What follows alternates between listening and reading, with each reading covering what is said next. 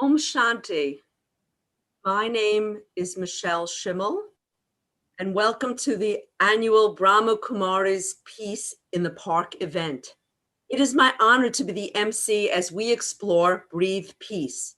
Before we begin our program, we wish to thank Carolyn Steinberg for her beautiful music. Carolyn Steinberg is a composer and flautist whose repertoire ranges from Bach to Latin jazz. She studied music composition in Italy and Germany, receiving her doctoral degree in composition from Juilliard School. Working with husband Chacho Ramirez, Carolyn leads the Latin jazz quintet La Bamba Ramirez. Her CD of chamber music is available on YouTube and on cdbaby.com. Thank you so much, Carolyn, for your wonderful music. Thank you. Well, everyone, as you can see, we are not in Central Park this year enjoying Peace in the Park, but we guarantee you will find this 2020 virtual gathering offering the same spirit of love, peace, and remembrance of the goodness that abounds. On behalf of the Brahma Kumaris Spiritual University, welcome. Brahma Kumaris teach a form of meditation that focuses on our identity as beings of peace, a spiritual living energy in the body.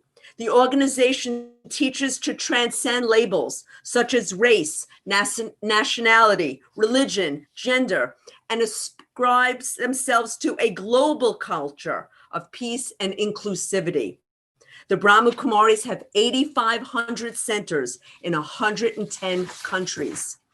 Today, as we struggle to find peace, we are reminded that breathing is our most vital bodily function, and it's impaired for many due to COVID-19 and the continuing social unrest. Our program today will offer practical examples to use Breathe Peace in your life and into your soul. It is said, oxygen is to the body as peace is to the soul.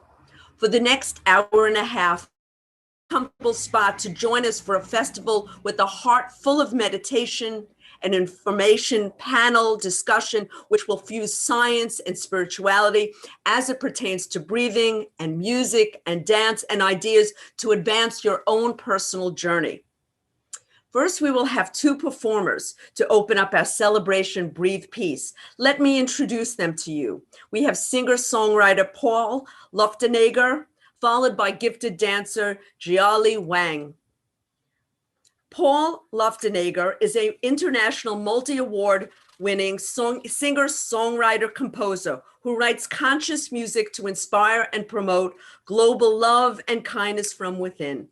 Paul's focus is growing and nurturing self-worth within the listener. Paul is a leader of his new genre of music he calls conscious healing music, to empower the listener's heart and the soul to strive.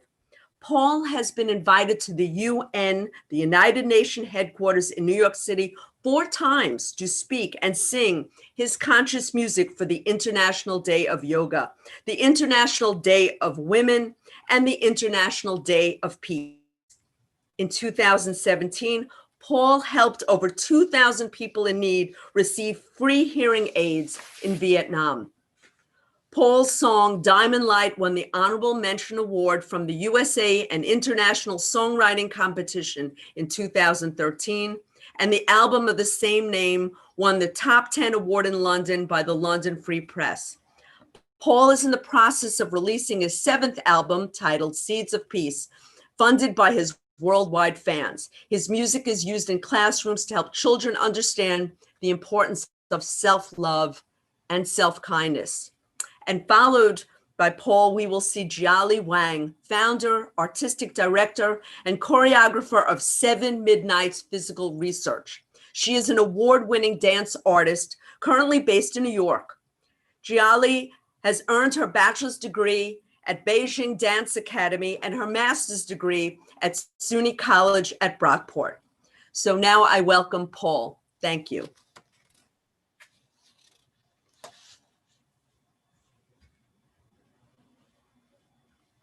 For this beautiful event, all that are joining us in the live forum or in the future in a replay, I just want to say that this is really one of those special moments in my life to unite together in nonviolence and peace, and to breathe peace from the inside out. I will be playing a song called My Heart, and it was used for Louise Hay's 90th birthday in front of 2,000 people. And it's all about really going within in your heart and just starting that breath with your heart. So I will just ask the beautiful help of our tech team to start playing this video, and just take a deep breath to breathe in that divine love within.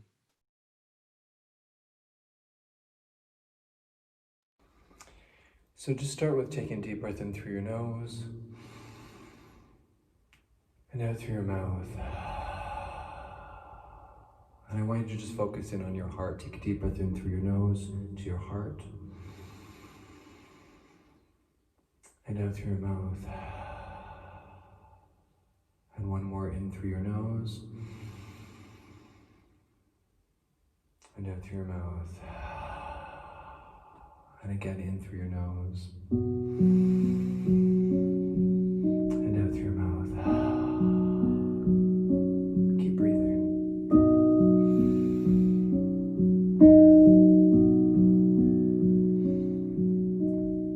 Put your hand on your heart. Yes, put your hand on your heart and say I love you, and close your eyes. Feel your breath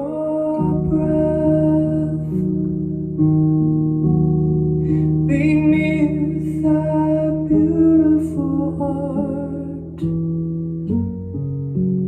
in your chest,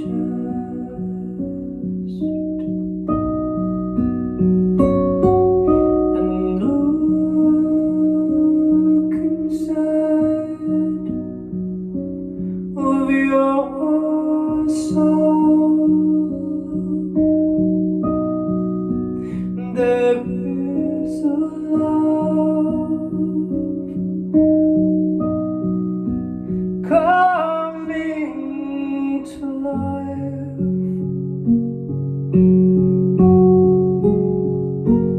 I see your love as one now. I feel a joyfulness of bliss in this.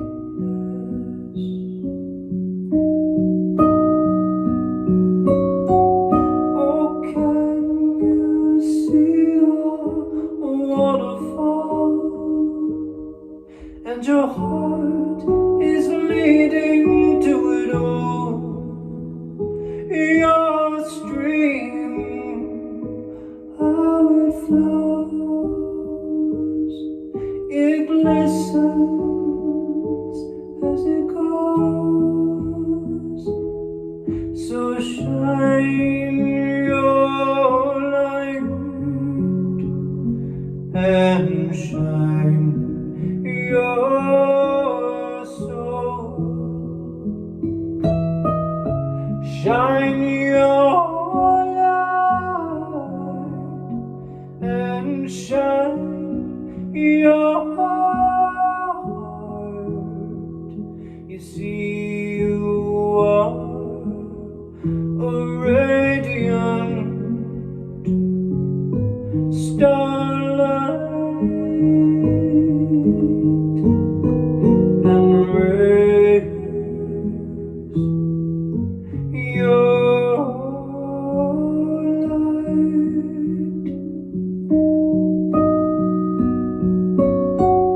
So would you please put your hand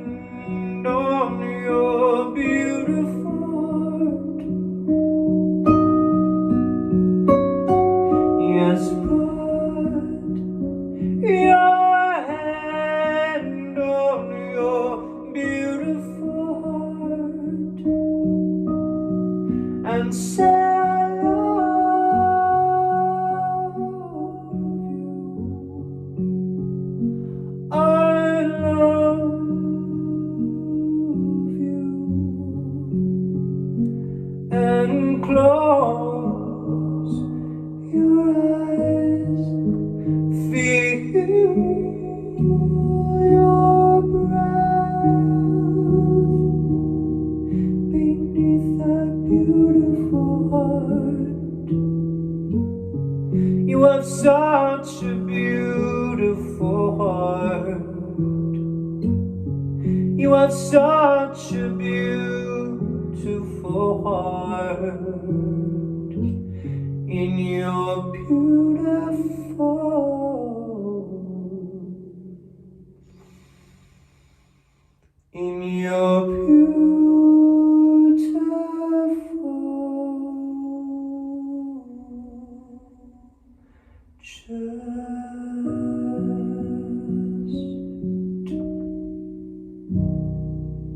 and just take a deep breath in through your nose and out through your mouth. Beautiful. Om Shanti. Oh, Paul, that was simply beautiful. Everybody, let's thank Paul Luftenager. Thank you so much, Paul. Beautiful. And now I am delighted to introduce our wonderful dancer, Jiali Wang. Hi, everybody. Hi, this is Jolly Wang. And today I'm going to present my solo, Lion Dancer. This is the spiritual dance representing how the dancer leads the lion who brings strong and powerful energy. In China, this dance is usually performed for special events like Chinese New Year. And it's believed that the lion is the spiritual animal that can scare away evil and bring good luck and fortune. As we face this challenging year 2020, this spiritual dance is a good choice as it brings its bright and strong energy to us. The music is originally created for a male drum dance, and when I watched this dance, I was strongly inspired by it and its vibe. So I created this dance for my student, and he won the first prize of Sino Vision Talent Show. And this year, I made this dance into a female version during the quarantine. Today, I would love to show this cheerful dance, bringing good vibe to increase the power and the peace and the love.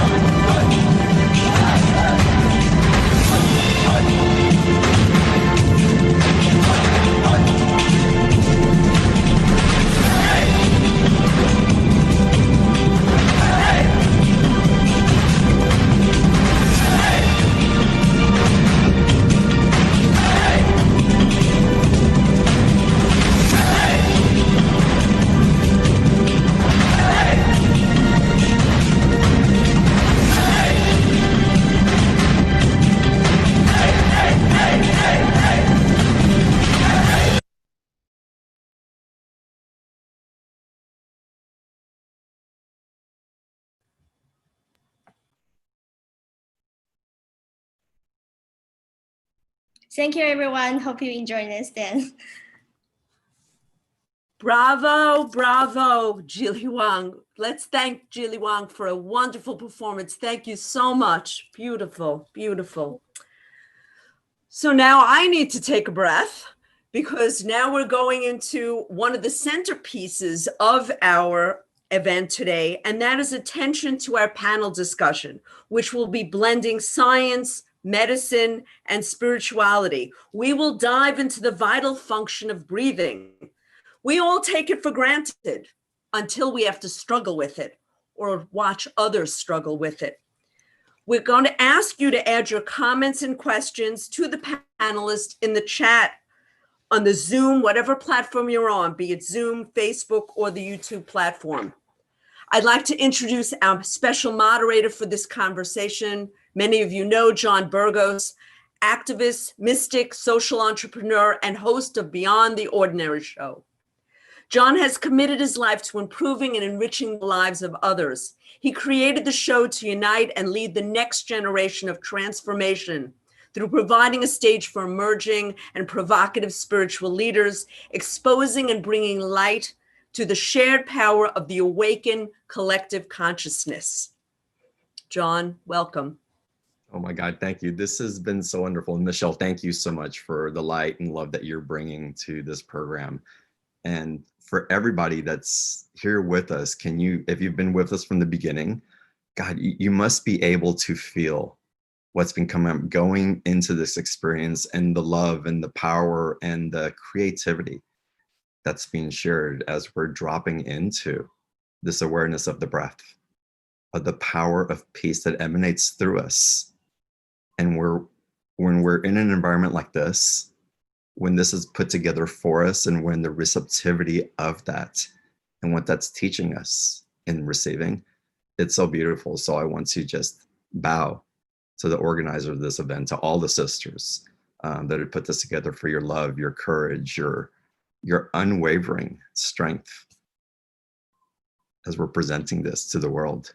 And for those of us that are watching later, again, on the replays, get into the power of feeling what this is evoking in you. So before we went live, Sister Sabita led us through a beautiful prayer, and it's her presence, her tonality, her practice invoked a sense of peace within me immediately. I just melted into her voice and into her cadence. And it was such a beautiful experience for me because I forget. I get busy, I get distracted, I go into other places. And so this program, for not only the reminder, but for what it's going to teach us as we progress through it about ourselves and about others and their intention of showing up, it's such a gift not only to us, but to humanity as well, because you can't help but to be a creative force in the ripple effects that emanate from you. So again, we began with an epic introduction, and I want to call them prayer performances. And we're going to continue with even more epic. I have the privilege of being able to introduce you to two medical doctors and an amazing yogi who I'm going to share more about later as we go into the program. But I want you to maybe start pondering what they have in common and what they have to do with bringing peace through breath. And I will invite you that they're much more than their titles, and that their wisdom extends far greater than what their certificates of achievement would say that they bring. And so it's going to be a beautiful conversation that we're going to dive into. And before we go into that, I want to draw your attention back to the screen. There's an experiential and opening, heart opening, and awareness piece that's been put together specifically for you joining us, that I'm hoping that you'll bring your undivided attention to and receive this gift that's been put together for all of us. So if you will, let's go ahead and start the video.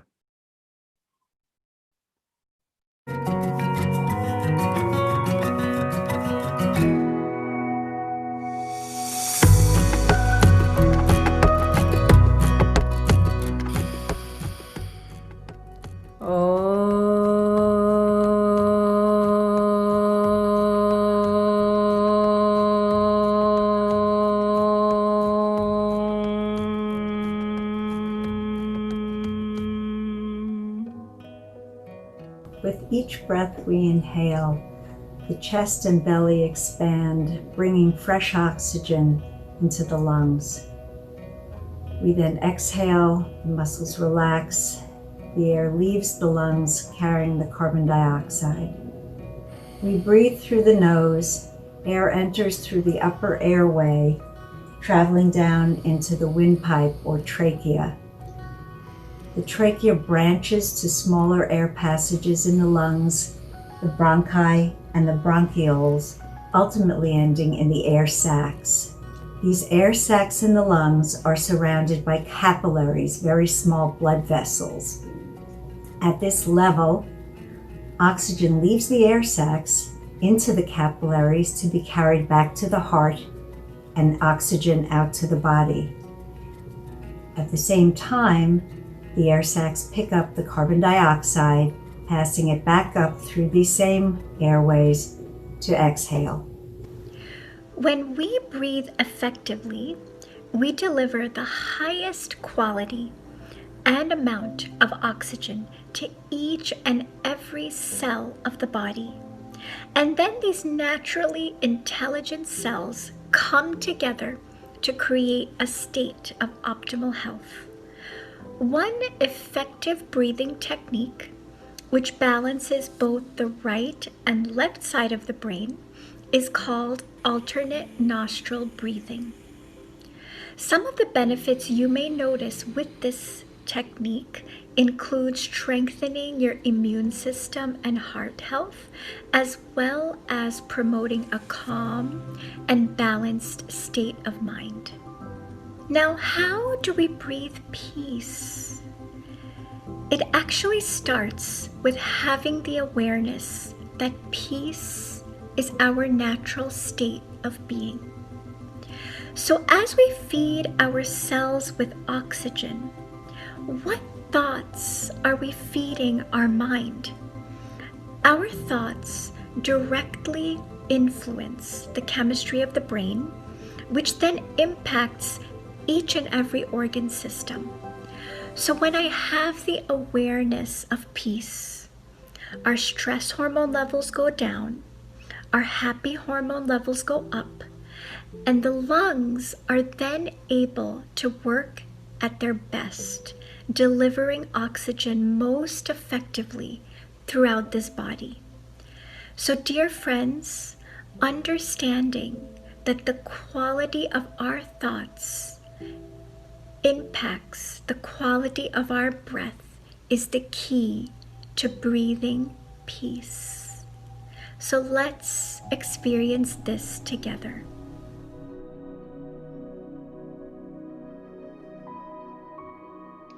I am a being of peace.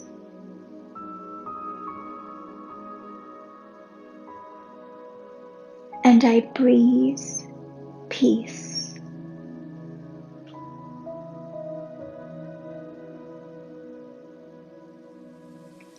I am a being of peace.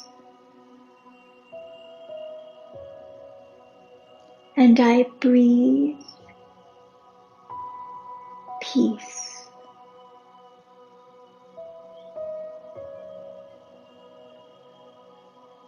I am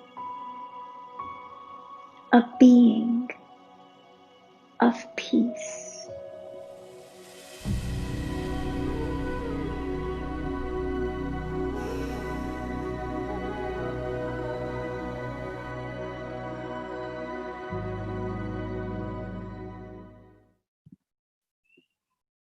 Can you guys feel the power of that? Can you feel the power of when the mind and the heart merge and what gets evoked from that place, the wisdom that gets shared, and the invitation of that synchronicity that flows when we're at peace with our breath? And again, in our environments as well, and how we create that. So beautiful. So you've had a brief introduction to our presenters, and I'm going to go a little bit deeper with them now. We're going to open up to a panel discussion as well. And I'll have to tell you that you're in for an amazing treat. This is going to be fun. And again, I want to invite all of you to type your questions in. That if you have any questions for any one of our speakers, the presenters, please put it into the chat box, and we're going to open this up to a collective conversation as well. And so without further ado, let me get started here. So the first guest that I want to introduce you to is Sheila Shangani. And Sheila is a certified yoga instructor in the Chicago metro area. In her 15 years of voluntary practice, she's helped to rejuvenate people of all ages through light yogic stretches, pranayama, and meditation. She combines the power of breath and the power of thoughts to bring about self-healing and realization. Now, Sheila has led several workshops and national retreats while running regular classes at multiple locations. She has even worked alongside many doctors and other professionals to help with a range of medical conditions. And before I move on to our next speaker, Sheila, I want to ask you a question to get you on. You say that you combine the power of breath and the power of thoughts to bring self-healing. Can you elaborate a little bit more about that?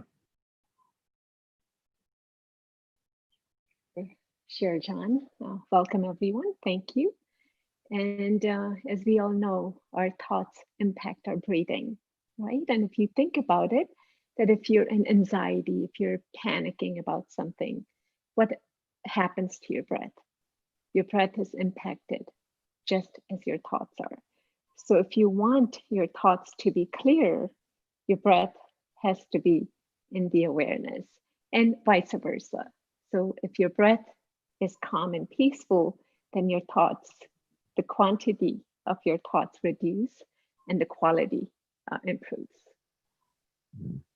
Beautiful. All right. And we'll get into further discussion here, and I'm going to move on. Thank you, Sheila.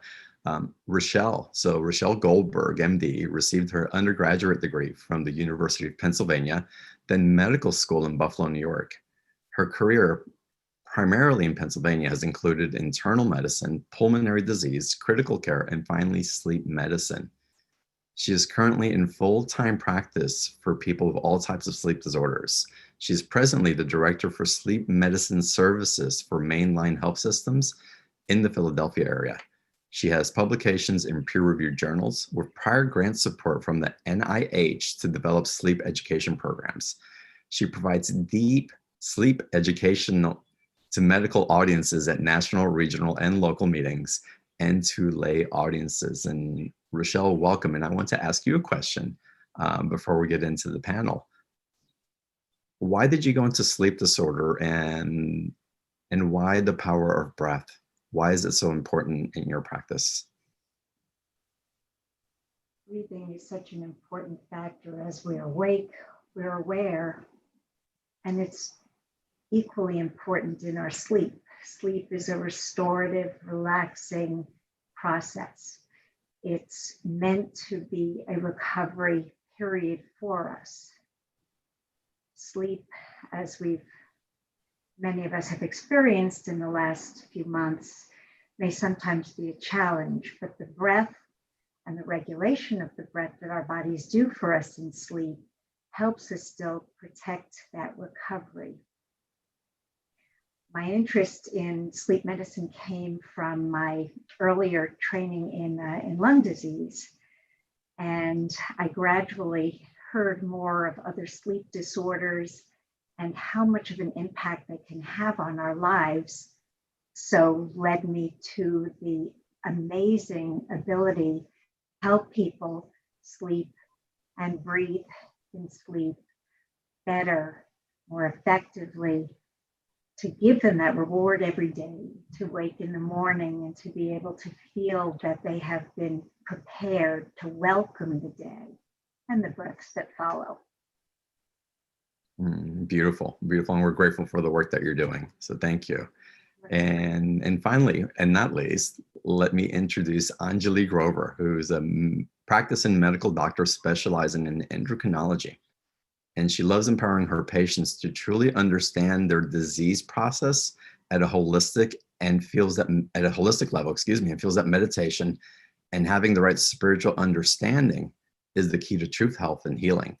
So she is grateful to be a student of the Raj Yoga meditation and wants to share this joy, with all. Anjali, welcome. Welcome, welcome, welcome. I'm so excited that you're here also. And for you, I want to ask you, why?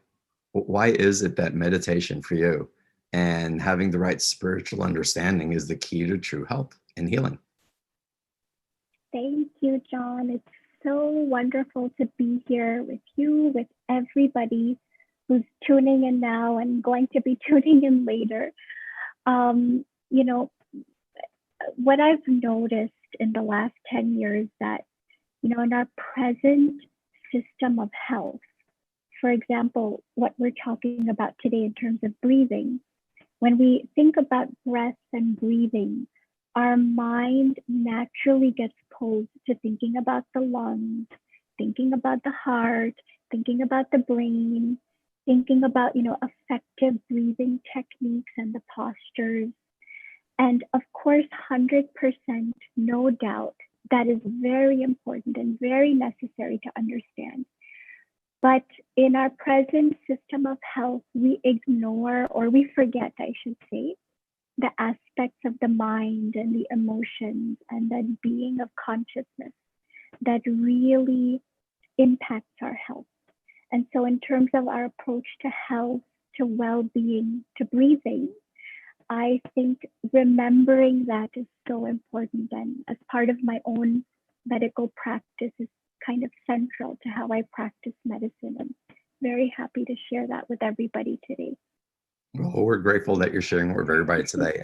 And this also brings me, you say to remember, because we forget the rhythm of our breath on a continuous basis when we don't make it a practice, when we don't have that intimacy of relation within ourselves as to what's happening, that we kind of get sidetracked. And to come back into this practice, it really does. There's a rejuvenation that occurs, and I'm sure you see it in your patients. And so, yeah, Anjali, I'm sure you see that in your patients. If you can elaborate a little bit more about that, that would be wonderful.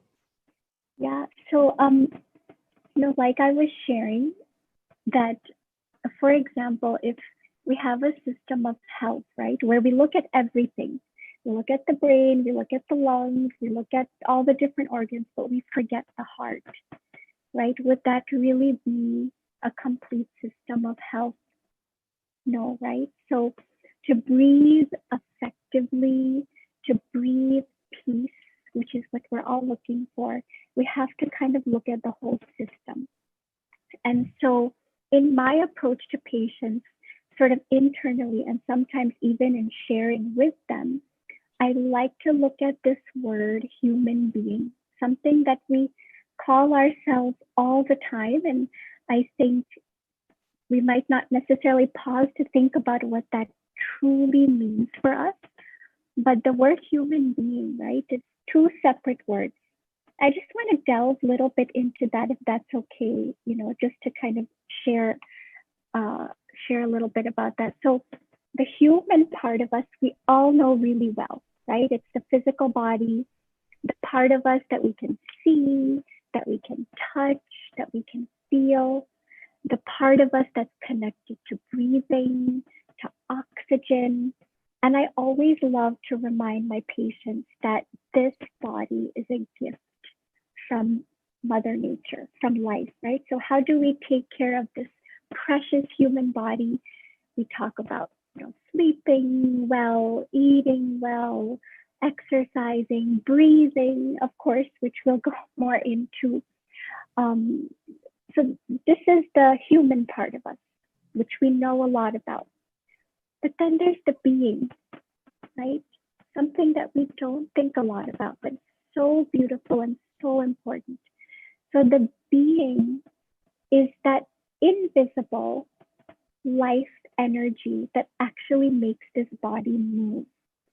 It's the energy that creates thoughts, creates feelings, that experiences.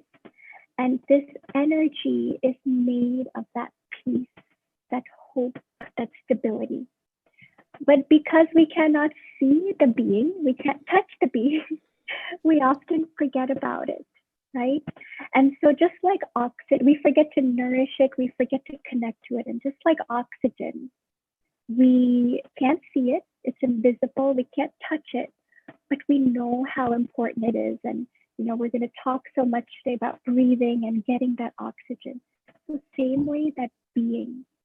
And, we can go more into, in a bit about thoughts and how that impacts the various organs of our body and hormonal systems.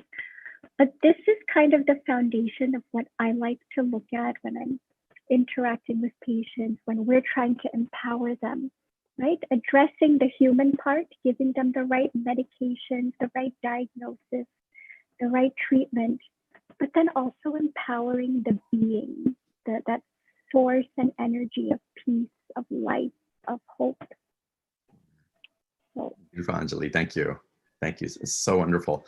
And for everybody on the call that's watching live with us or on the replays again, we're going to go into, I'll call it a round robin type of presentation so we can have different experiences with the speaker. And we're also going to get into some practices that I'm going to highly encourage you to participate. And as you're listening, as we're going through these awarenesses, I also want to invite you to notice your breath and where it is now. And see, is it rapid breathing? Can you take a deep breath in and hold it for a few seconds and release it, just relaxing and noticing that in your body, and see how that awakens you to be even more receptive to the intelligence and the wisdom that's being shared, how that helps you to retain this beautiful gift that's coming in from our speakers. So with that, let me go ahead and dive into our next panelist. Rochelle, I want to go to you, Dr. Goldberg. If you could share with us some of the mechanics, how do the signals to breathe work? And also as we're breathing, is it better to do it better, or is it better through the nose or through the mouth? We're designed to breathe through the nose. Obviously, we need a source for entering the body, which it serves. But as the air passage through the nose and this rather circuitous channel that makes up the nose, the air passages, the air is also filtered for us, it's cleaned for us to then enter into the upper airway and out into the lungs. So we prepare that beautiful oxygen to be in a clean breath to go out to the body, as Sister Anjali has talked about, to fill our bodies with healthy air and healthy oxygen.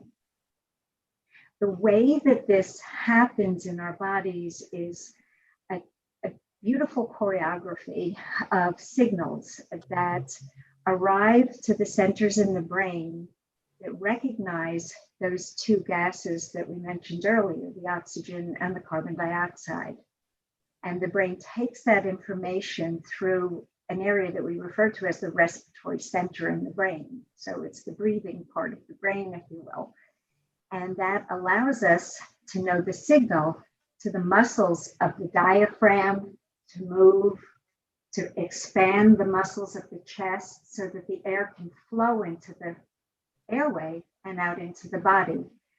And on the other side, the signals to take that next breath are also recognized by the need to get rid of the carbon dioxide, signaling the same process in reverse that lets us expel that. And in normal, quiet breathing, and as I mentioned, in sleep, these signals have a pace and a rhythm to them that we're not aware of, and certainly not aware of in sleep, but that respond to those same messages.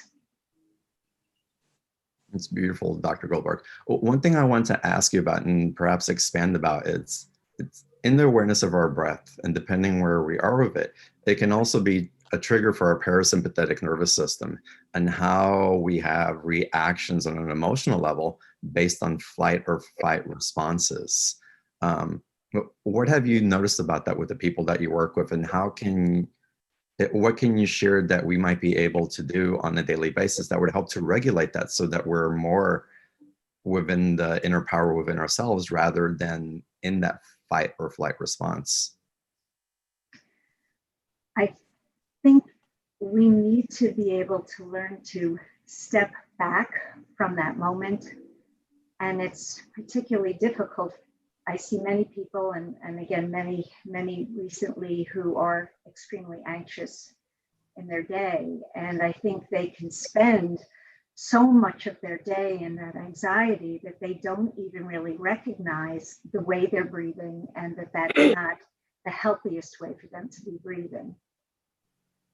That if they can step back, and as I suggest to my patients, to go to a different place. Ideally, if you're in a crowded space, go to a more open space. If you're in an office or a small room, as many of us have been more in this time, turn around and look out the window. And as you look out the window and you hopefully see some trees or a blue sky, breathe with that and just try to slow it down, take deeper breaths, and enjoy the phenomenon of this gift of air entering our lungs and our body.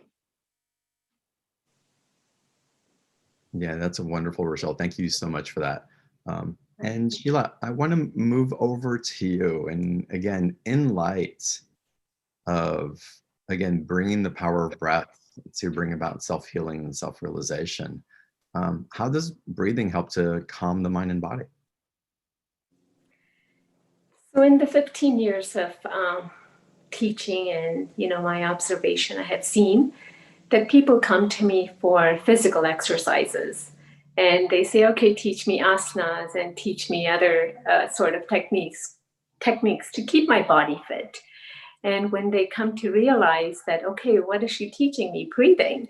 How is this going to help me? And once they take a few deep breaths, and when they learn some techniques of breathing, they say, wow, this is a reverse impact. So just by breathing, we're actually impacting our body, our organs, and all the senses to control our body. So when I take them to the physical awareness, to the mental emotion awareness, they're blown up with the idea of how breathing really does help the mind and body together. So the holistic way of taking care of the mind and body is through emotions. And of course, you got to work. You got to work out, and as well as, take care of your mind and emotions, how they work. So how can breathing lead to better meditation?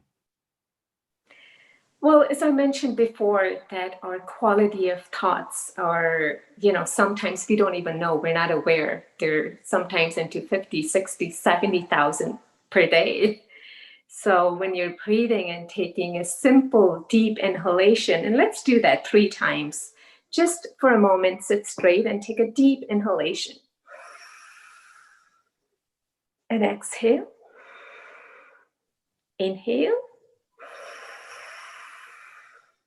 And exhale. One more time. Inhale. And exhale. So let's check and see that my mind was in turbulence before. And now all of a sudden I took a deep breath. So my quantity of my thoughts actually went down, if you notice. And my quality, when I say quality of my thoughts, when the oxygen reaches to the brain, to the maximum amount, then the brain signals the body to become calm and peaceful and relaxed. So breathing techniques actually bring about a beautiful understanding of how meditation and breathing together, brings the stable. And when you're stable, you're able to make more wiser decisions and, take care of yourself. Yeah, it's a grounding in and taking care of ourselves. And again, for me, it's becoming intimately aware of what's happening within me. So even going into that breath, and it's funny because even when I think I'm in a calm place, by going to the breath and being conscious of it at another level, something seems to relax every time. So it's such a crucial practice for me. And I truly believe that it's a crucial practice for all of us, especially when there's so much happening in the world around us. in world events in the news, but all the stimulus that we receive on a continuous basis, that I think now more than ever, I mean, what a beautiful opportunity to get into the consciousness and awareness of this divine gift of the breath to bring us to our center, into our connection to the source that's really the one that's co-creating with all of this. So Sheila, another question before I jump over to Angela, because I've got some questions for her also, and we're going to get into some practices for y'all in a little bit also. But Sheila, when we get into a breathing practice and even a meditation practice, what's a length of time that would be appropriate? Because, you know, there's so many schools of thought. It's like, go for 3 minutes, go for an hour, just take a few breaths and it's fine. But if we wanted to ritualize this or make this part of a daily self-care routine, what would you suggest?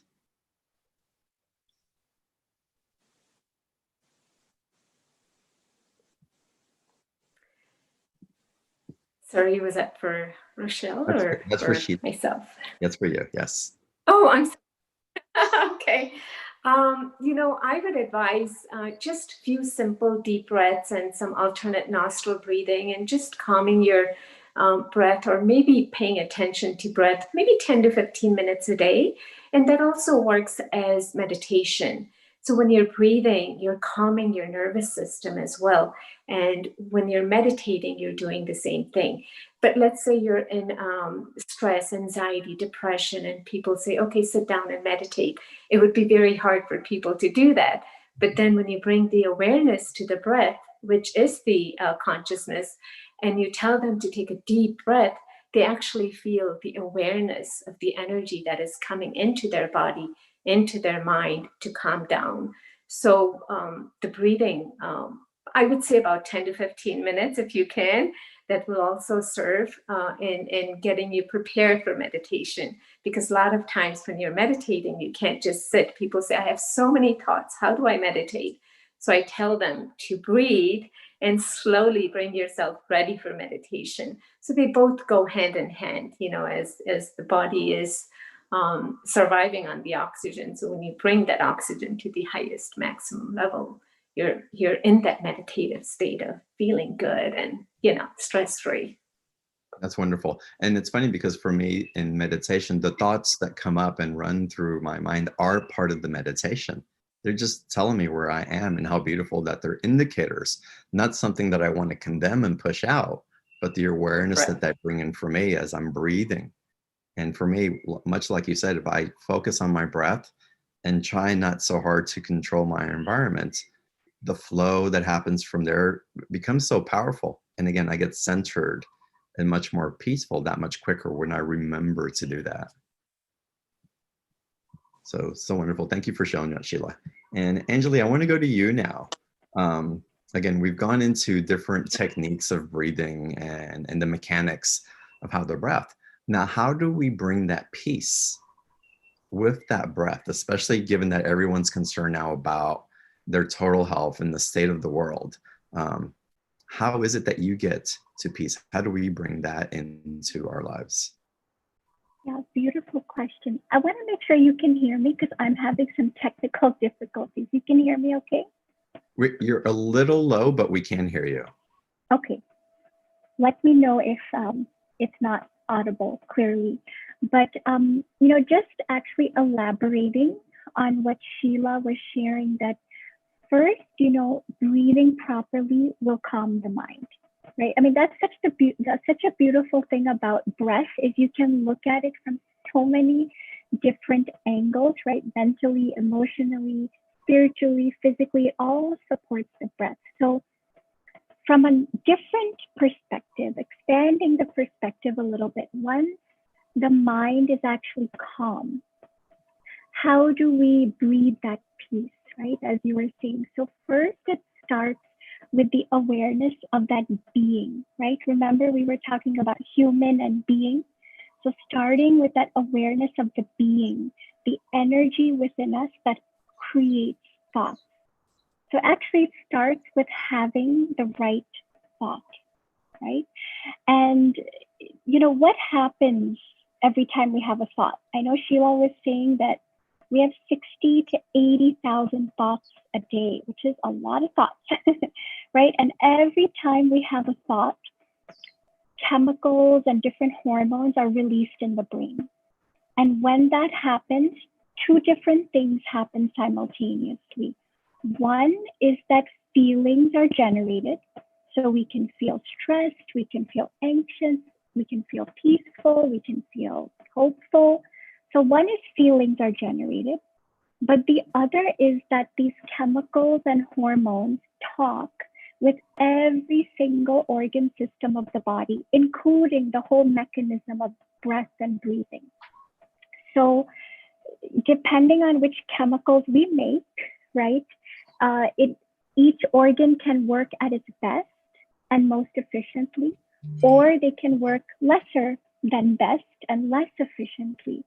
So really asking ourselves, that we take time to take care of the body in many, many ways, but also asking ourselves, what thoughts do we feed our mind? That what I call the invisible diet, right? So, it's almost as if your cells are literally listening to your thoughts and reacting and responding accordingly.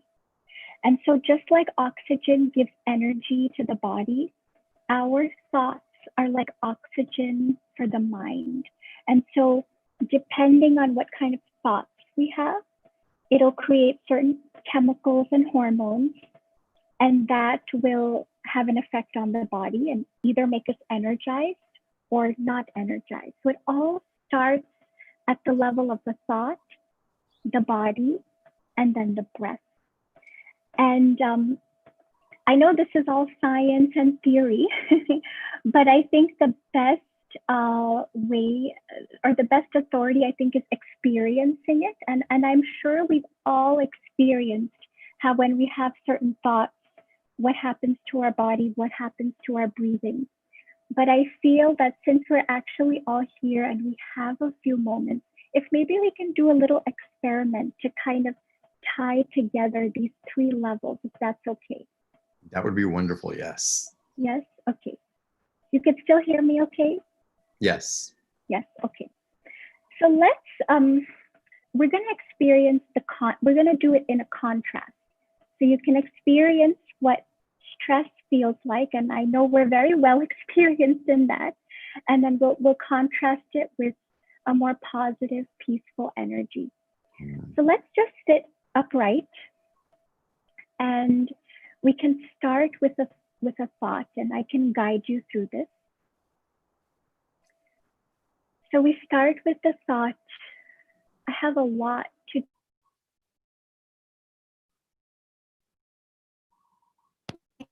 list is very, very long. What to do? So just observe the emotions that you might be feeling with this thought.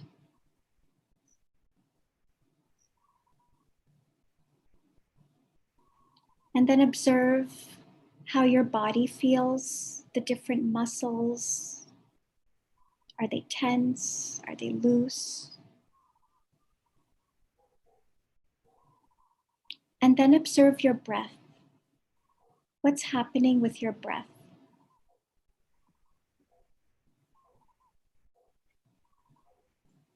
So what did you all notice? John, what did you notice with this? When I became more present with my breath, the awareness of my body ignited. I became more familiar with how tense the muscles were around my spine. I noticed my breath slowing down and my presence with it as well. And internally, when we have that sort of negative thought or stressful thought, what happens, we all know. Our stress hormones go up, cortisol, adrenaline, our serotonin, our dopamine, our happy hormones go down. And that manifests in the body as exactly what you said, tense muscles. We feel very just kind of anxious. And our breathing, some of you may have noticed, becomes kind of rapid and shallow.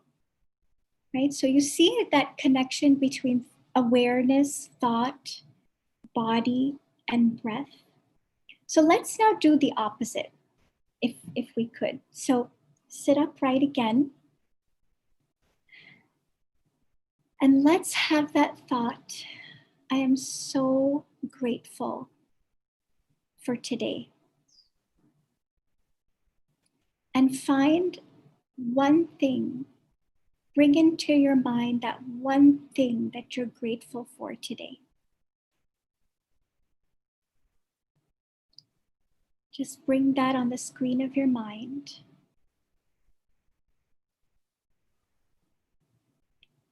And just observe what feelings, emotions are coming up because of this thought.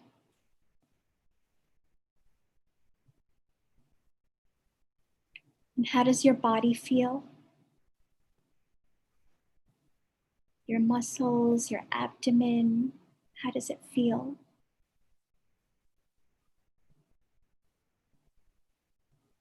And then observe your breath.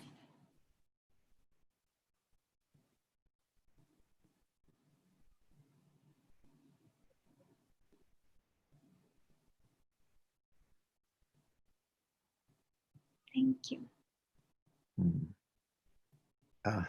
Such a beautiful journey you took us on there. Thank you so much. I hope that you all are following and experiencing this as well, and that you're soaking in that beauty and that peacefulness that's being invoked here. Fantastic. Dr. Goldberg, I want to ask you, and we're going to get into Q&A here because there's a lot of great questions coming. I was going through some of them. I'd love it if you can share how our breathing changes in different situations and how we can become more conscious that it's happening. So as Anjali just brought out, the breathing changes in anxiety, I think we're all very familiar with. But again, our brains and our bodies respond to those situations. I want to think in a more positive experience, if you will. We're walking quietly and calmly. It's a lovely day. Hopefully it's the sun shining and the temperature, in fact, is lovely. And we have a blue sky in Philadelphia today, which always makes me happy. And we're walking and we're breathing calmly and we're enjoying the nature. But now let's run, and we're getting exercise. And this is also very good for us. It's good for all of our muscles to get the blood circulating better, which of course delivers the oxygen from that breath. And our breathing pattern has to change. We have to respond to other demands of these muscles.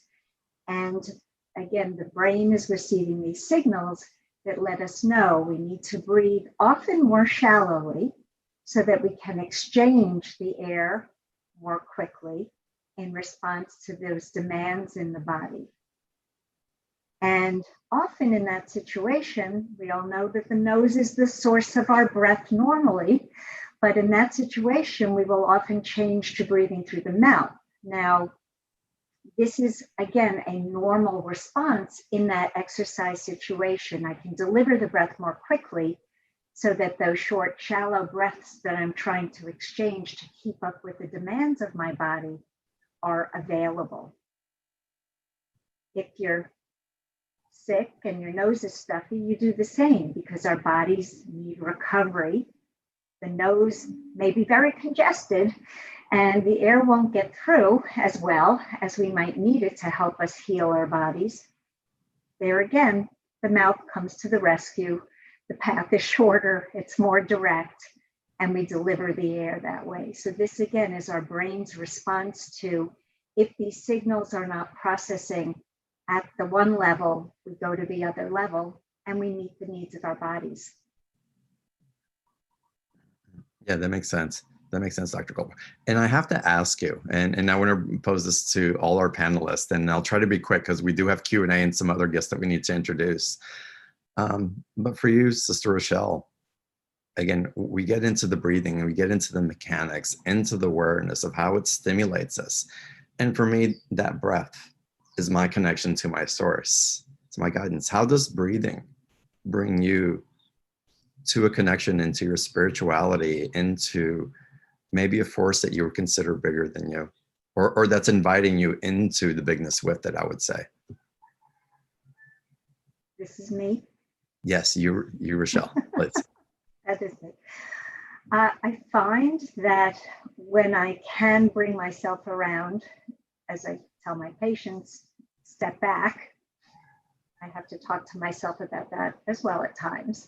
And when I can step back and try to focus on that, the distractions of those other presences, if they are more stressful or negative, I find that stepping back so that I can just focus on the inhale and the exhale for me helps me just be aware of that and give my brain a break, give my stress hormones a break, hopefully invite in some of the happy signals from my body so that I know I will go back to that other experience, but I'll be a little bit more prepared.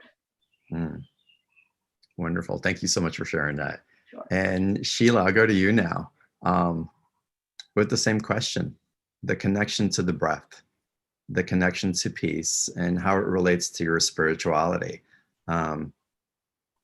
What's your awareness, or what's your heart awareness in reference to this and the work that you do?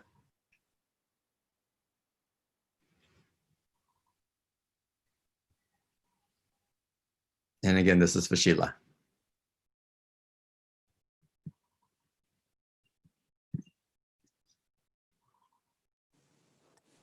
Sorry, I was on mute, didn't realize.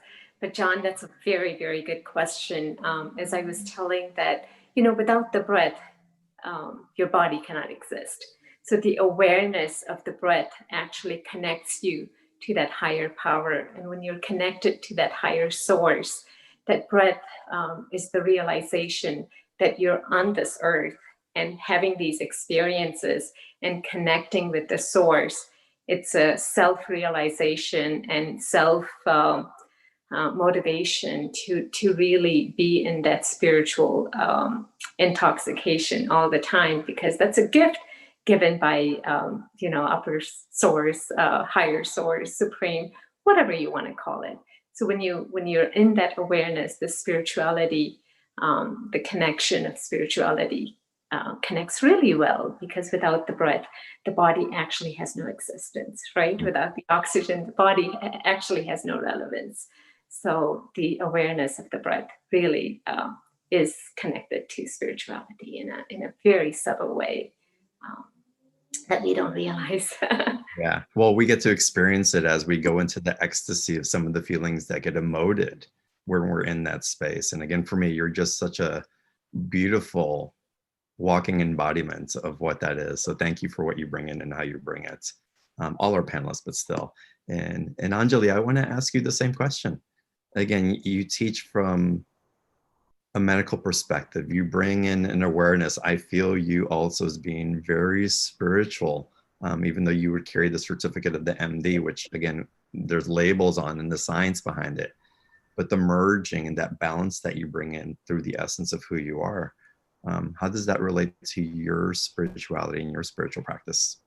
Yeah, the merging of the two worlds is really is a gift. It's my favorite part for myself and to empower patients. But for me, so the breathing aspect very much is a part of nourishing this gift of the body, right? That's been given by Mother Nature. And then when I focus on the breath and I feel the body relax, the mind calm down, then I'm able to also connect to the being, as we were sharing early on, that being of consciousness, of who we truly are, and really feeling and emerging that I am that being of peace. And we all are beings of peace. And so to really emerge that inner strength, because it's the mind-body connection, it's like a two-way dialogue, right? We have to nourish both and connect with both. But we focus a lot on the body, and we should. It's very important, but not to forget that being of consciousness. So breathing helps me do both. Yeah. Wonderful. Wonderful. Again, y'all are so lit up when you speak about this, and the love just permeates through. So thank you. Also, let's go into Q&A. And I want to invite everybody on the panel to unmute and just, if you feel, just call to answer. Don't worry, we'll adjust and I'll kind of guide the conversation if we seem to be interrupting over each other. But if you're called to, if it stimulates the question, that response within you, please, because there's some great questions coming in. So the first question we have coming in that I'm going to take is from Paul. And Paul, thank you. Paul asked, could you please talk about the vagus nerve? Who wants to take this one? Sounds like me. Awesome. Or I can start. The messages from our brain have to get out into the body, and that is through the nervous system. And the vagus nerve is a very important pathway to a very important set of muscles, because we have two diaphragms, and they need to be triggered to draw those muscles down to help us expand our chest, because by expanding the chest, moving the diaphragm lower down into the belly, that is what allows our lungs to have the space to fill. So it's a very important delivery system, as we were talking about, from brain to body, and the mechanics, if you will, of that process. Okay. Yeah, wonderful. And another question. Can I ask one quick question about that? I'm curious, just really quickly, just about the stimulation of the vagus nerve. And that was the thing that I wanted to just find out about, if there's proof that that is actually a healing sort of nerve. I'm sorry, a healing sort of nerve? Yeah, so I've heard that, like, I know Deepak Chopra talks about the vagus nerve when it's stimulated. There's even stimulators that you can stimulate on the nerve that is actually very helpful for the body's immune system. And I was just curious in particular to that point. Have you heard that? I think I would defer to Anjali for that. Okay. You know, not to put you on the spot. It's testing my medical school biology. No, I haven't heard that specifically, but logically it makes a lot of sense, right? Because the parasympathetic part of us is wired for resting, relaxation, and repair. So as opposed to the sympathetic nervous system, which is wired for the opposite, fight and flight. So I would imagine that stimulating the vagus nerve does do some of the things, Paul, that you shared about healing and relaxation, repair also. It's wonderful. Great answers to that. And I'm actually going to seg out of Q&A for a little bit. We have some other questions coming in, and we have another special speaker that is on the program. And I want to give just a very warm welcome and introduction. And I'm sure some of y'all are going to have questions for Ryan as well. The work that he does, it's so beautiful, and the perspective that he can provide, it's really something that's awakening consciousness in such beautiful ways. And so it's wonderful to have him here. So Pastor Ryan Campbell serves as a pastor for Good News Syracuse Church in East Syracuse. And he's the director of the Syracuse branch of International Youth Fellowship and Christian Youth Association. Pastor Ryan, I want to welcome you to this event. Thank you so much for being here.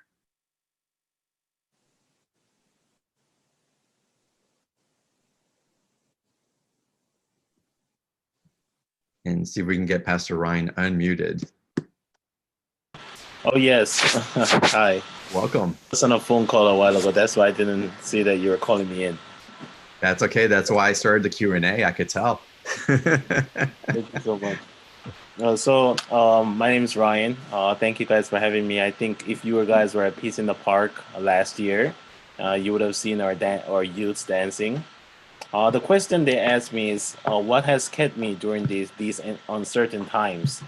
I mean, first of all, it's the love that I have for my loved ones, the people around me.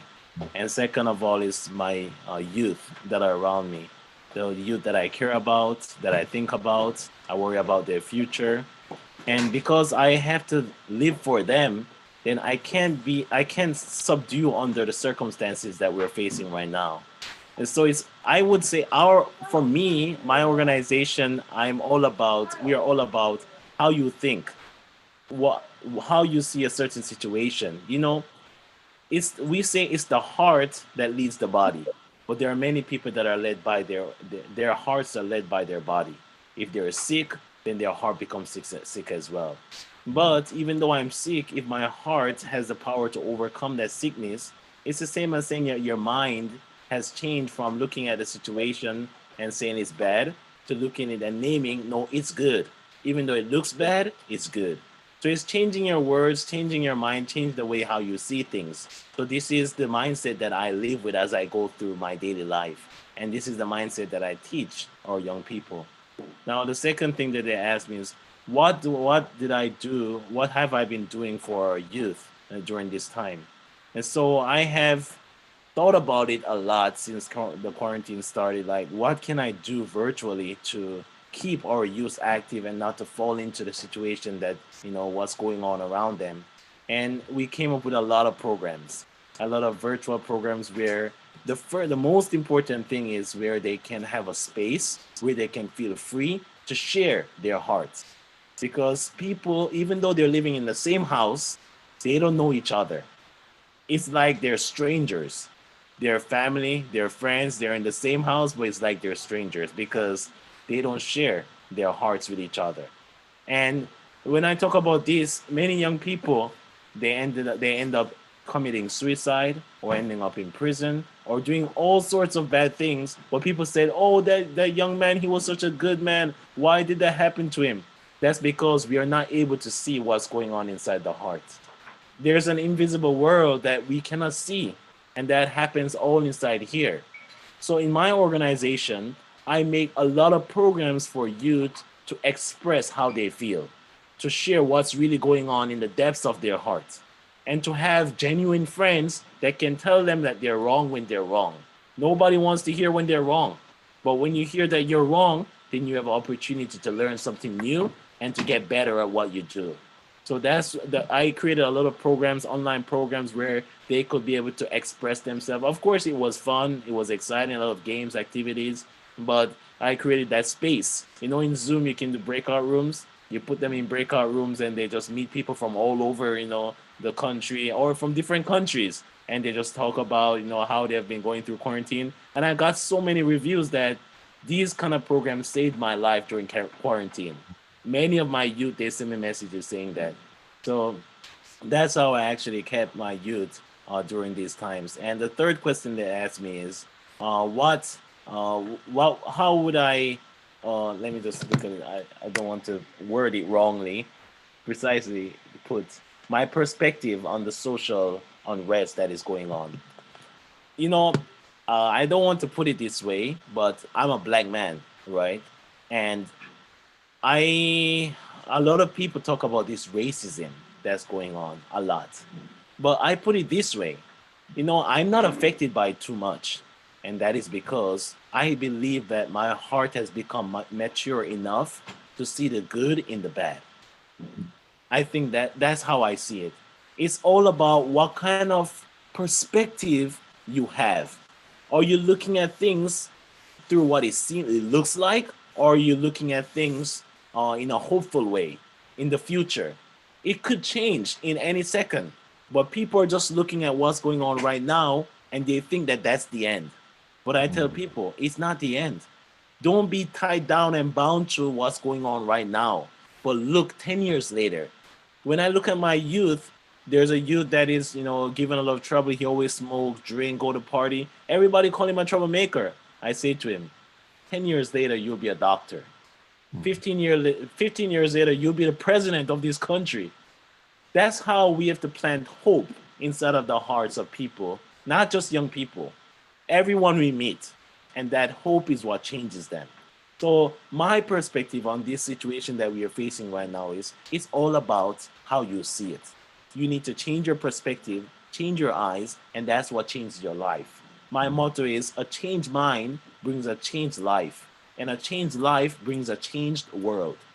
So we all need to change how we see things. And that's all I wanted to share with you today, because they only give me 4 minutes, so I don't want to go over time. If I had more time, I could go for an hour or 2 hours, but I would just... Oh, we could go on for hours together, let me tell you. I have to tell you, my motto in life is everything that's happening to me is happening for me.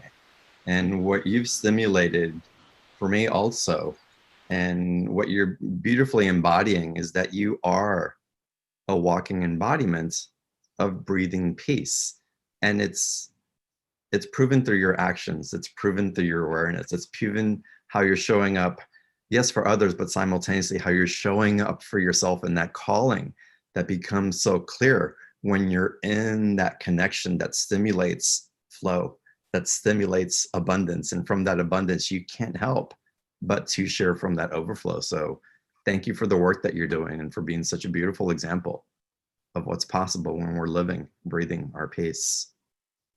Thank you for having me.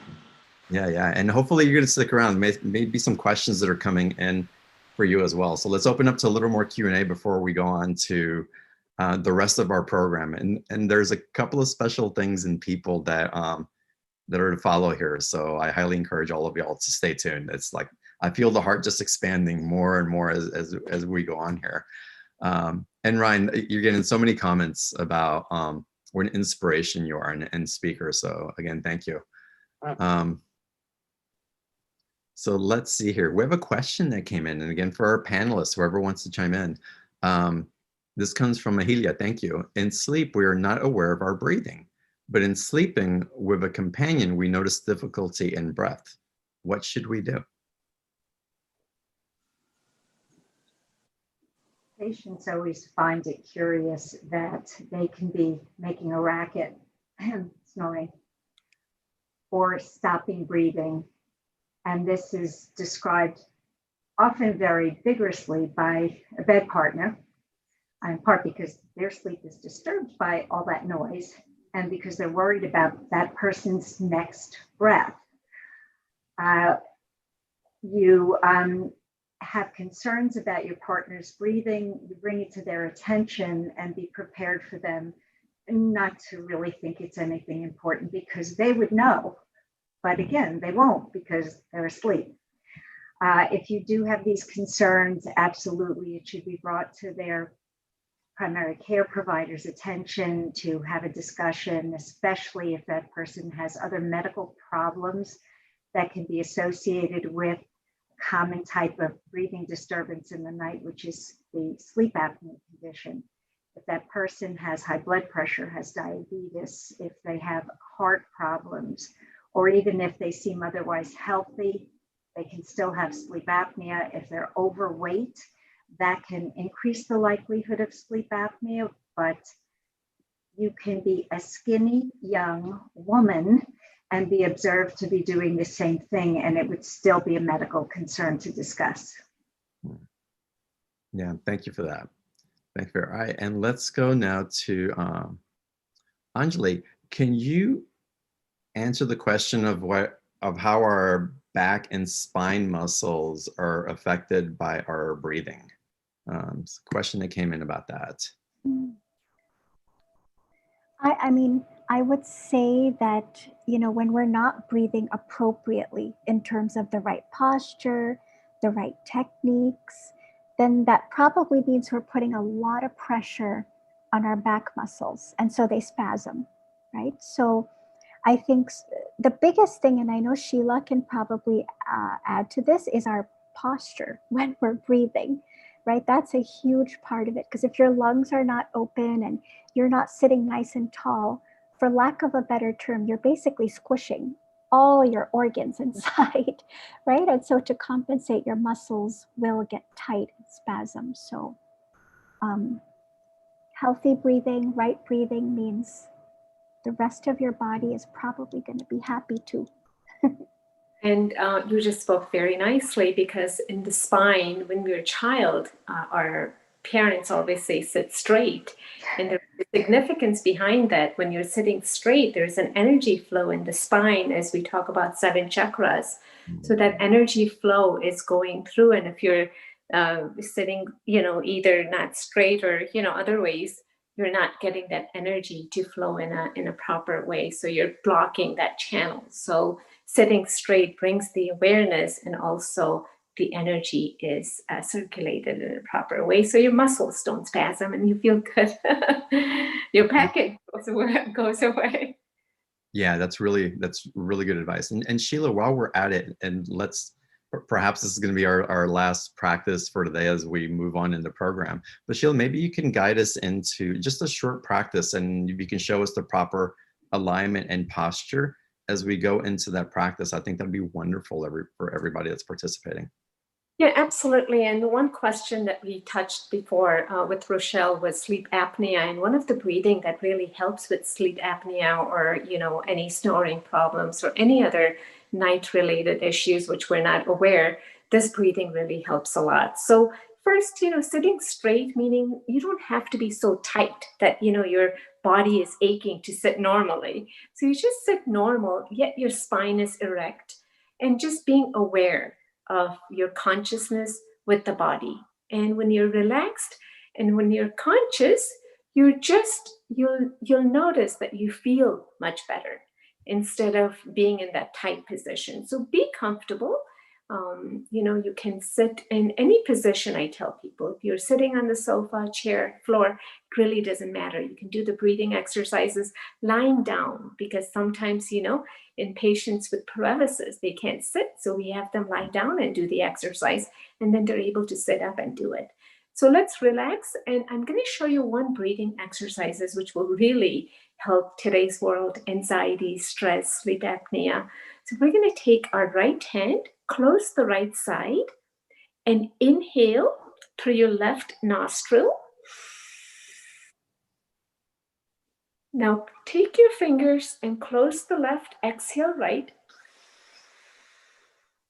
Now inhale right. And exhale left. Inhale left. Exhale right. Inhale right.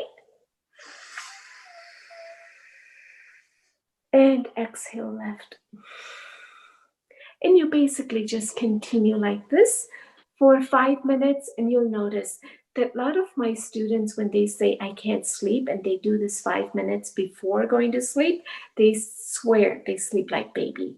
So without sleeping pills or anything, not if you're feeling stress and anxiety, you can start with 5 minutes, 10 minutes, and then just see how it goes. Slowly the medicine will go away, because your chemicals are now reacting and bringing what you need to calm those reactions of the body. Wonderful. Thank you for sharing that. I've just done it a couple times. I could feel the difference. So thank you. And I want to thank all our panelists, all our speakers, for the wisdom and the love that you share. It's just it's so visceral for me. It's so obvious, just not only this intelligence that you carry, but your intention in sharing it. And again, that helps me breathe in even more peace, knowing that there's people like you, souls around the world, more than we realize and that we give credit for. So thank you all for being a walking, living human embodiment of that. So good. All right, y'all. And we get to move on in the program. And here I may want to invite you guys to stretch out a little bit, maybe stand up. You may want to dance even, who knows? But this next performer that we have on, she's going to get you moving one way or another. And so we have Karen Calder, who has danced professionally with Garth Fagan's Bottom of the Bucket, the American Dance Asylum, and Forces of Nature Dance Company, among others. She teams with her daughter, Crystal Energy, as artistic director of Indigo Arts, a unique family-based company that provides music, dance, and storytelling from the African tradition for all occasions. Now, Karen became a yoga instructor in 2000 and taught in North General Hospital's AIDS residency at various public schools, and currently at Riverton Senior Center through GASA. Since COVID, she has been teaching chair yoga classes online. She teaches numerous arts and education dance workshops and teaches adaptive dance movement for seniors at Riverbank State Park since 1998. And Karen, I want to welcome you. thank you for being an embodiment and way sure in the way that you are. And I'm so excited to get to experience your performance right now. Thank you. Thank you. It's so wonderful to be a part of this. This is my first experience with Peace in the Park. And it's very interesting hearing about the connection between breath and the heart, because what I'm going to allow you to hear a little bit of, and it's on tape, is the fact that the drum is something that's in mostly every culture. And that's because we hear a drum when we're in our mother's womb. We hear the heartbeat. We hear that rhythm. And that rhythm continues through our breath and through our life. And what I'd like to do is to take you on a little heart journey with the drum. You can breathe with it. It's mostly thinking about the heart, but you'll see how when the rhythm goes up a little bit, that's reflective of when we get excited or when we have to move or when we have to run, as was mentioned earlier, and then how things calm down. So welcome, and I hope you enjoy it. Feel free to move a little bit. Wonderful. Let's get the party started. All right.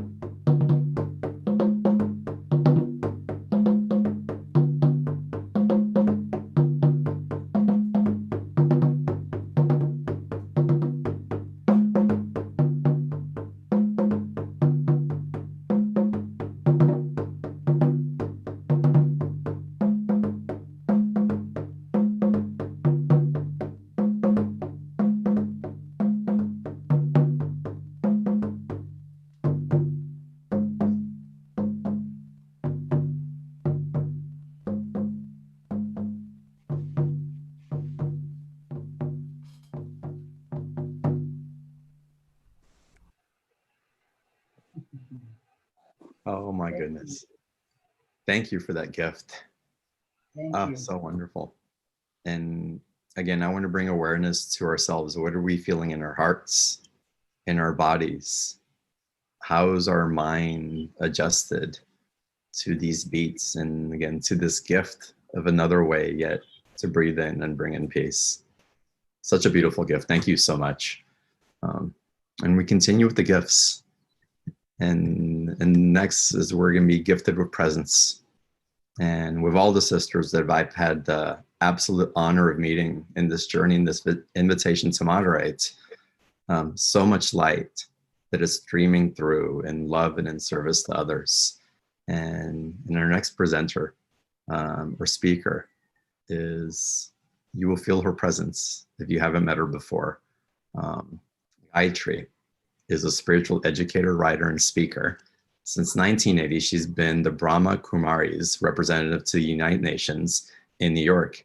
And as the BK's representative to the UN, her role has been to identify areas of UN policies with practical relevance for individuals' lives, to explore and develop values-based and spiritual dimension of these areas, and to create programs and publications to expand awareness through the BK's network in 120 countries.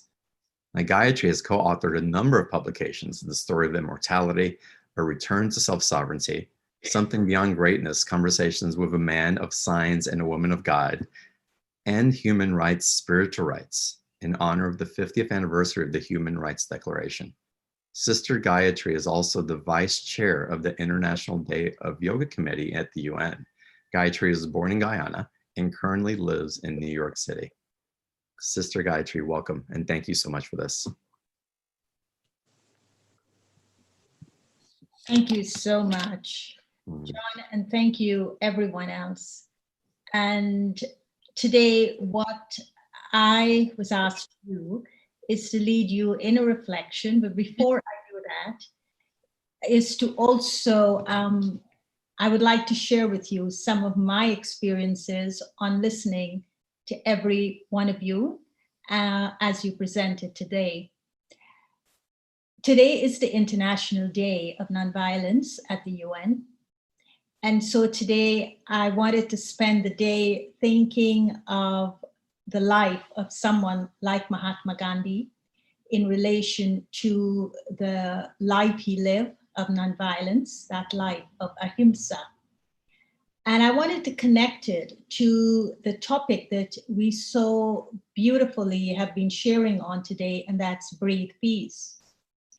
I think that throughout our history, there comes periodic times in which life is threatened.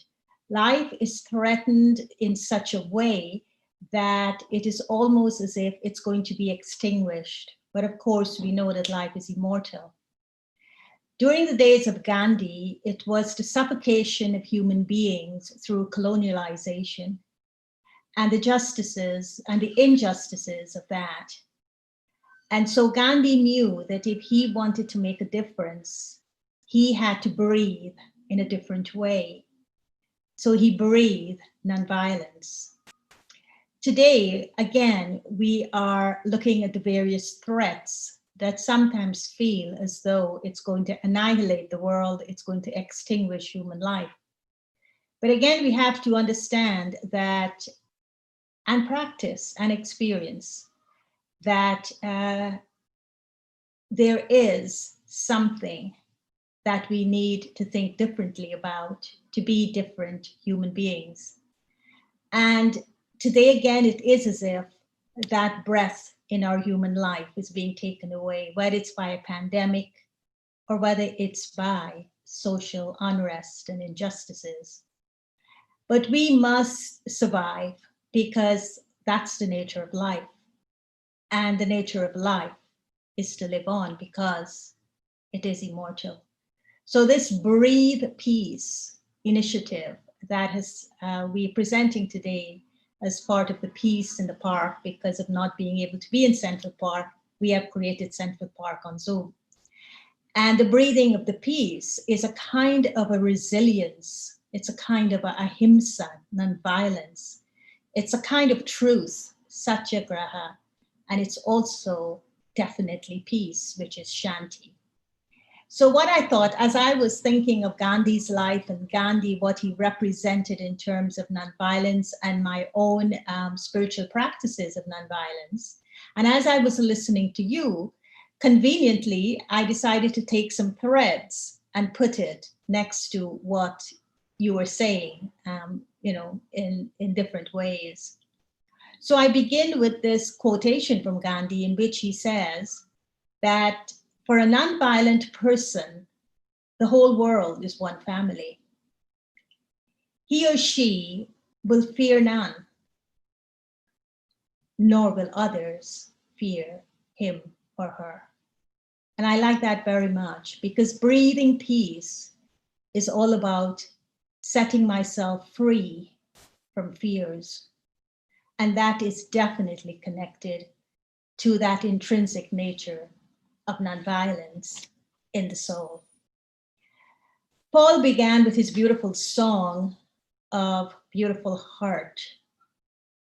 And I think that the quotation that it connects to very beautifully, and that was the message of Paul's song to us, was nonviolence is a matter of the heart. It does not come to us through any intellectual feat. And then the panelists began talking about this integration, which is very important, between the human form, the biological form, the physical form, and the being, and how important it is to integrate the two. Because a physician can treat me, the human body, but I, the soul, have to heal myself. And so as we were going through the different methods of breathing, and as we were going through what is the impact of that on both the being and the organs, the muscles, etc. of the body, I thought of this quote: Ahimsa, nonviolence, is an attribute of the soul, and therefore to be practiced by everyone in all affairs of life. And I would say, if I'm going to breathe peace, this has to be in every particle of my body and every thought and feeling of my soul, because that's when it's going to be effective. If it cannot be practiced in all areas of life, it will have no practical value. I also liked very much this aspect of the lion dance. And that lion dance, which was described as a spiritual force and I said a spiritual force of nonviolence, but what the dancer said, it increases the powers of truth, of peace, and of love. And I thought of this as I looked at the dance, that it is not enough for us to take things like peace, like nonviolence, like truth, and like love, and make them concepts, and fall in love with the concept itself. But I have to integrate it in my life. And so when it came to nonviolence, Gandhi made himself the force of nonviolence. The individual becomes the force. The human being becomes the force. And when the human being becomes the force, that force cannot die. It just awakens again the experience of that force, whether it's nonviolence, whether it's peace, whether it's love. And it is that force that could turn the individual's life around, that could turn the community's life around, that could turn a nation's life around. It can even turn the world around. Maybe that's why they say, what makes the world go around? It's love. And so I wanted to invite us into a very brief reflection, again, looking at this spiritual heart, because, what is the difference between awareness and thought? A thought would say, I think I love you. An awareness would say, I'm in love with you. The heart knows when it's in love. The mind thinks it can love, but it can change its mind too. But a heart doesn't change. love is love within the spiritual heart of the soul, and it remains that eternal flame within the heart. Within the awareness as well, and we've heard it, it is an ability to remember. So in this reflection, I want us to move into the heart of the soul. And in the heart of the soul, it becomes like a mirror for me to look into and for me to feel what is beating, what is living, what is vibrant, what is all encompassing. Send to the self in the spiritual heart of the soul.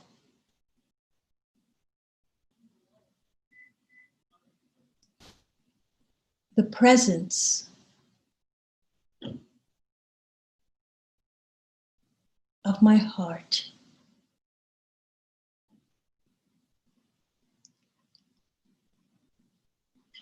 opens up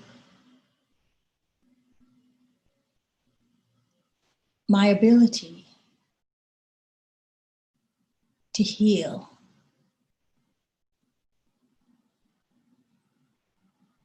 to heal the grief,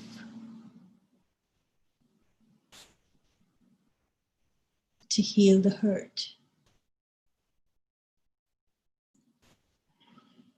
to heal the pain.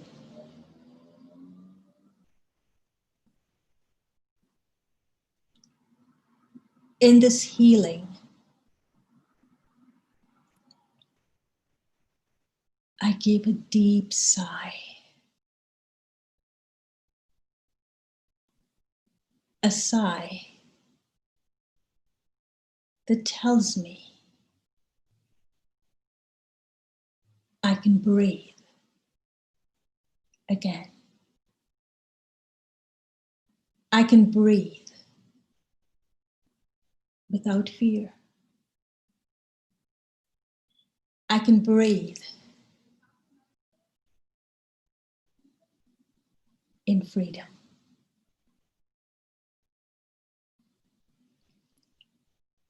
Breathing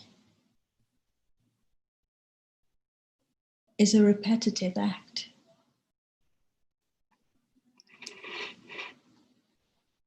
Each repetition of my breathing,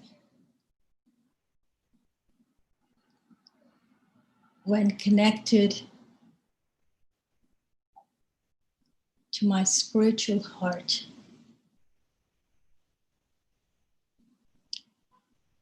evokes from within me the love for peace and nonviolence. And each repetitive act of breathing in peace brings me nearer and nearer to God, the one united source of undivided peace, of unconditional love,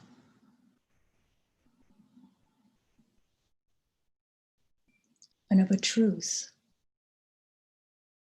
that's embedded in I, the soul.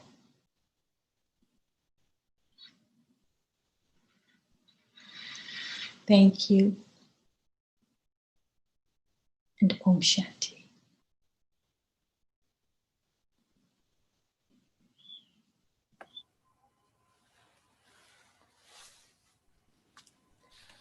Oh my.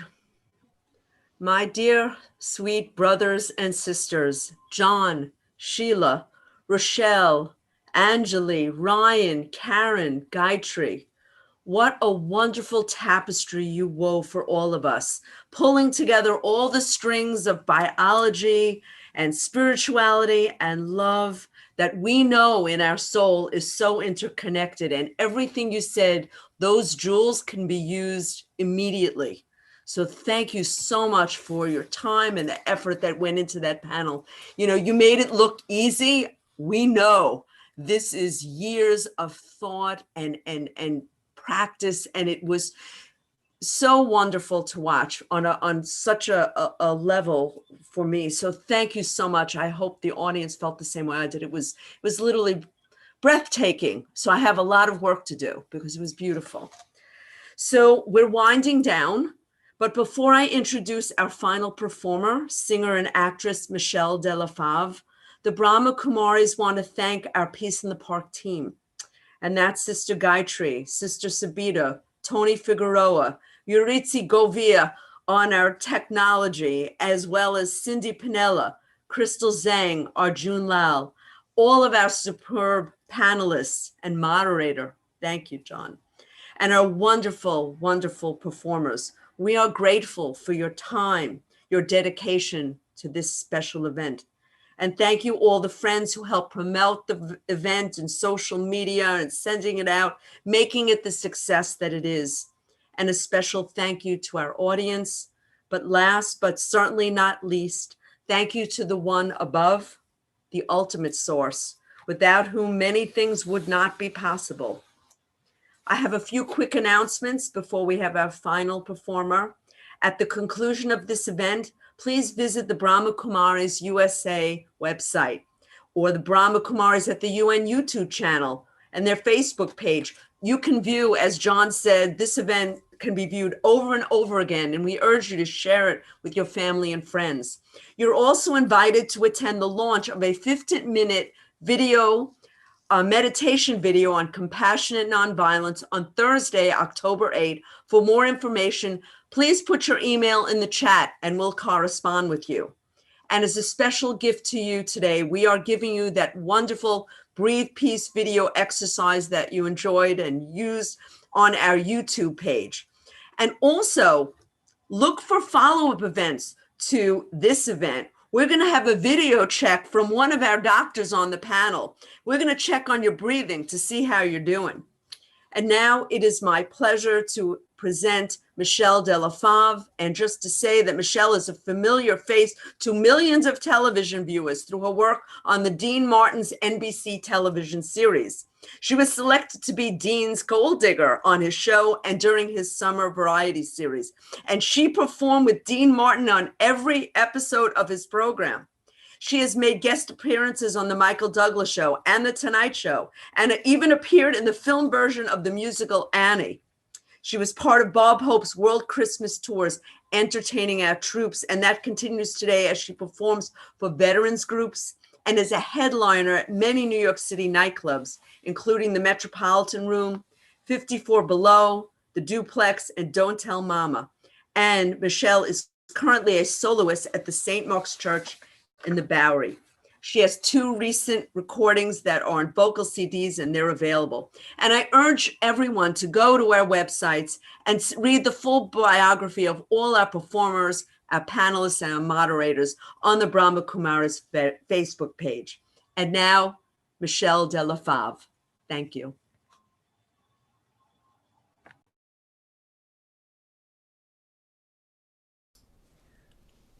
Thank you so much. I am honored to be a part of this. And I wanted to create a special song for this moment. And this special composition was written by the flute player at the beginning, Carolyn Steinberg. And it came to me through a concluding prayer at St. Mark's Church in the Bowery when Reverend Ann Sawyer used it, a passage for a concluding prayer. And it is from a manual written by Reverend Dr. Cheryl Holbrook from the Anti-Racism Manual, Seeing the Face of God in Each Other. And now a prayer for humanity.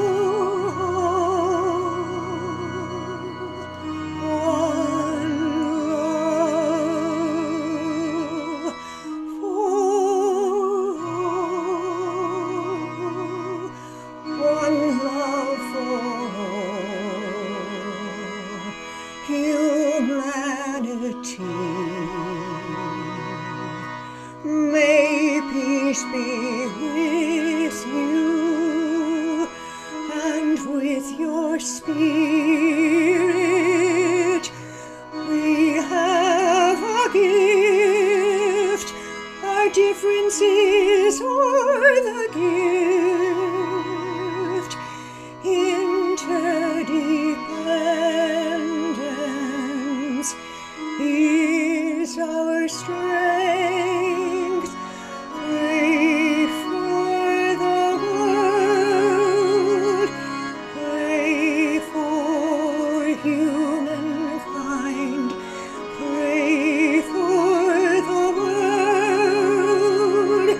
Pray for peace on earth.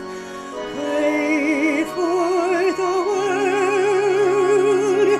Pray for humankind. Pray for the world. Pray for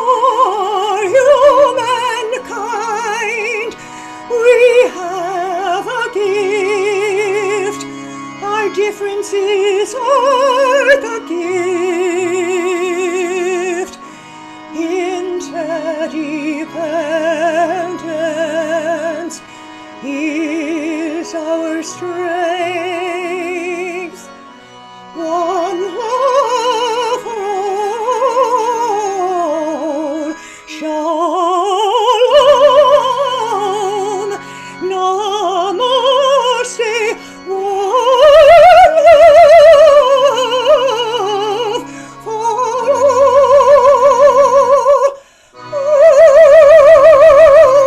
Om Shanti.